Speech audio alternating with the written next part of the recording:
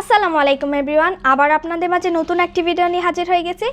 আজকের ভিডিওতে ব্ল্যাক লাভার আপুদের ভাইয়াদের জন্য ফ্যান নিয়ে চলে এসেছি। অনেক সুন্দর কিউট একটি ফ্যান, এওয়াই ব্র্যান্ডের F13 মডেল, সাথে একটা চার্জার থাকবে, সুন্দর প্যাকেজিং করা থাকবে এই কিউট ফ্যানটি।